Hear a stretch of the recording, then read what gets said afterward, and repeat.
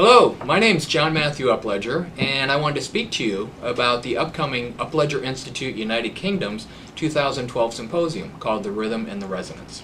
It's actually a great name because for rhythm, if it weren't for a certain little rhythm called the craniosacral rhythm, none of this would actually be happening. And second, resonance actually has a very strong meaning to me as well. Because back when my father was at Michigan State and he was doing his research and they were just developing craniosacral therapy, a group of his friends and colleagues got together and formed a foundation called the Resonance Foundation. And the Resonance Foundation was to provide this interesting new therapy my father was developing to children that were in need. So the Resonance Foundation started when my dad was at Michigan State, and actually as things developed and grew, became the Upledger Foundation. So Rhythm and Resonance, this is a great name. Good job, Caroline.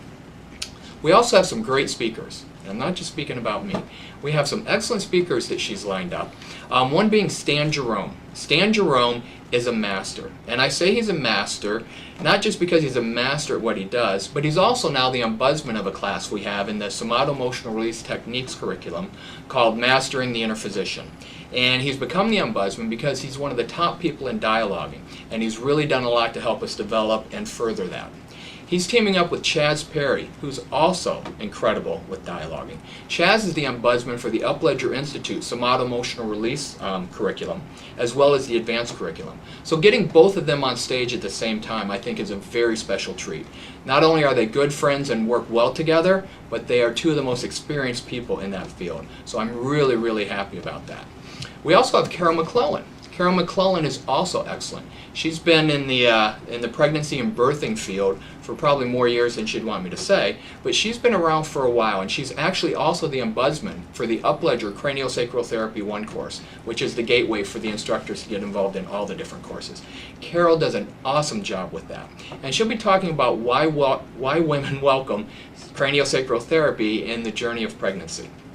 And I think that's actually really important because as long as women continue to get pregnant and have kids, human race will keep going. So hopefully you'll all really be interested in that because I know Carol does an awesome job and she's been working in this field, like I said, for a long time and really helped develop a lot of the cranial applications that are now in the field. In fact, she helped us develop the class and is the ombudsman for craniosacral therapy around conception, pregnancy, and birthing.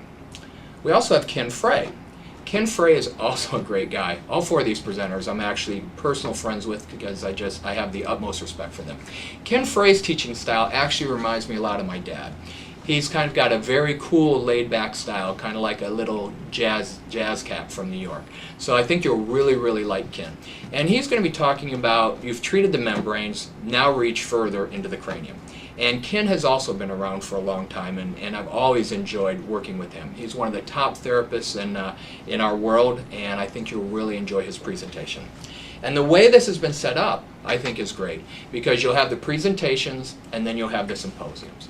And I've always loved that format, because the symposium part of it really allows the individuals in the audience to kind of experience the wonders and possibilities of the work firsthand.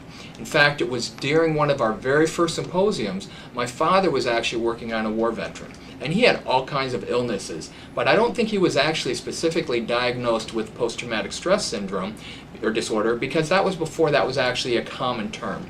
Anyway, this gentleman had a huge release while he was being treated. And one thing led to another, and it actually led to our post-traumatic stress disorder program. And now we apply that to not only war veterans, but to accident victims, trauma victims of all type, you know, just across the board. And that all started from a symposium.